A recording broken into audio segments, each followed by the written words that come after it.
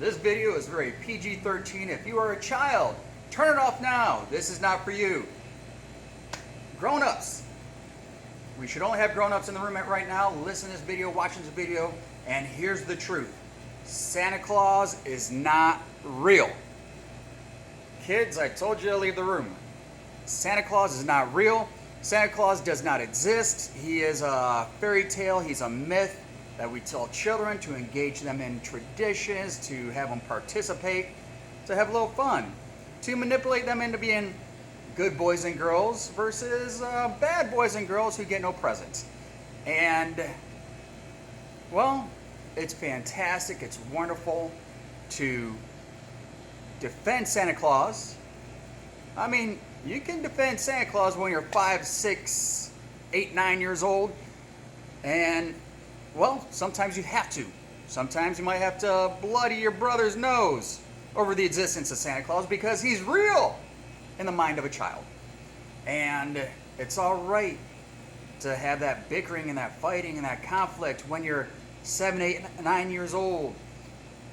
It's not okay to fight over the existence of Santa Claus when you're 15, 16, 30, 40, 50, 60 years old. It's not okay to get into an argument or a fist fight over the existence of Santa Claus when you're a grown-up. You know better. And that being the case, that being said, it's the same thing as for the myth of Donald J. Trump.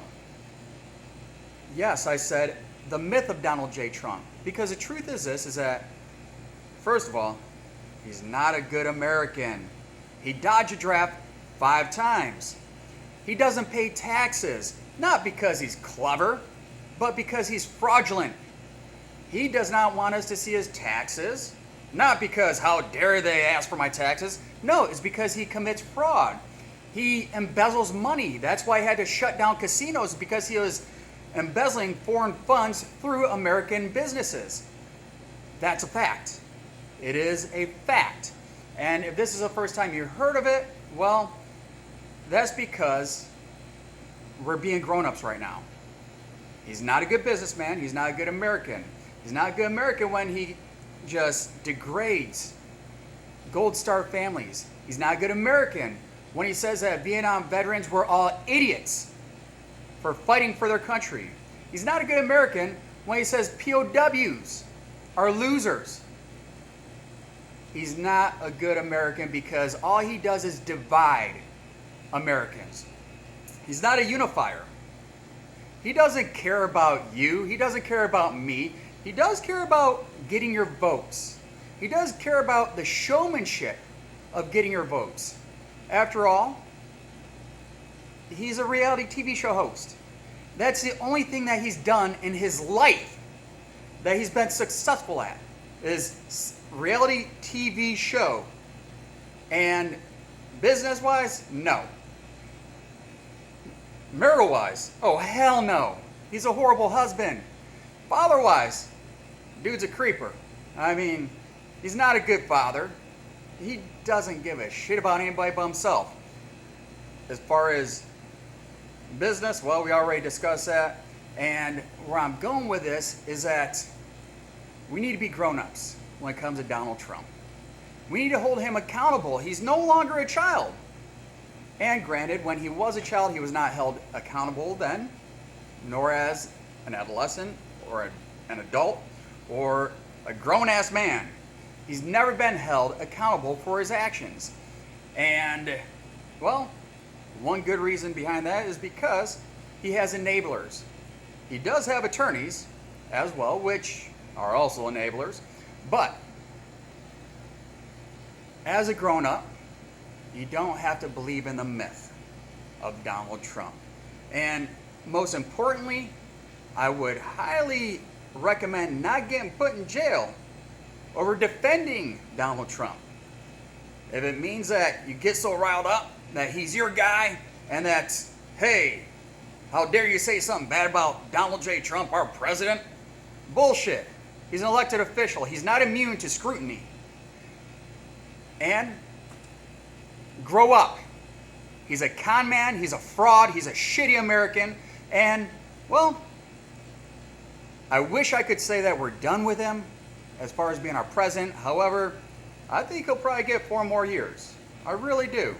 And with that being the case, I think that we should have people in Washington, Republicans in Washington, that hold him accountable, that call him on his bullshit. Republicans that don't tuck their tails and run because they say something unpopular. The truth is this, is that our country is bursting at the seams. We are the laughingstock of the world. The man himself, over in Europe just a few months ago, big meeting with world leaders, our allies, and then some. Well, he acted like a jackass. And world leaders, they were huddled around each other laughing, look at dipshit did. And, well, Donald J. Trump, being the whiner that he is, he goes, they're not being nice to me. I want to go back home where people love me and adore me and worship me. So he tucked his tail, got on the jet, he hit the road, over the pond, back to the United States, where people are inclined to kiss his ass. The thing is this, is that the United States of America has been a world leader for over 100 years. The Industrial Revolution, through World War I, II, and every conflict since, social equity. We are the beaming light on top of the hill. We have been for over 100 years.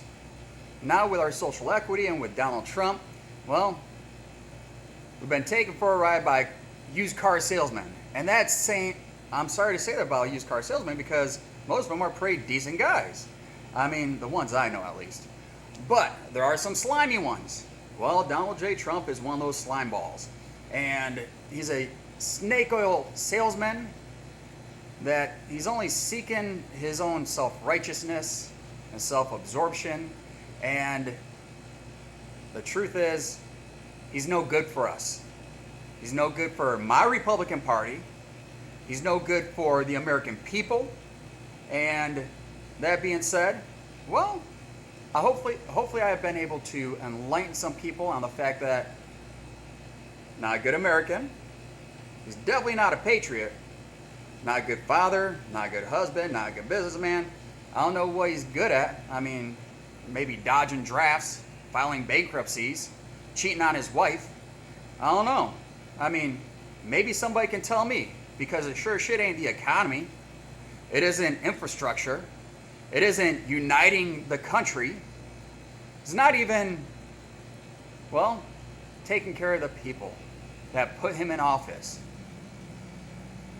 Well, like I said, he's not good for us. He wasn't good for us here in Michigan, at least not in the 3rd Congressional District. Back during the primaries, he was our 3rd choice.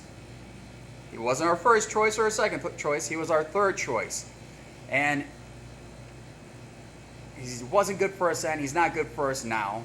And everybody that's kissing his ass, well, I hope we can see through that. I hope that you see through that, because you're smarter than that. The reason why we voted for him in 2016 in the general election is because, well, who else were we going to vote for? Hillary? Come on. So, that being said, I'm Joe Farrington. I'm running for Congress, 3rd Congressional District, and I'm not an ass kisser. Y'all have a good day. Been a pleasure. And August 4th, primaries. And I'll tell you this, I'm very accessible, easy to get a hold of, easy to call, talk to, email. Be more than happy to answer any questions, and look forward to seeing you and hearing from you. And y'all have a good day. Thank you very much.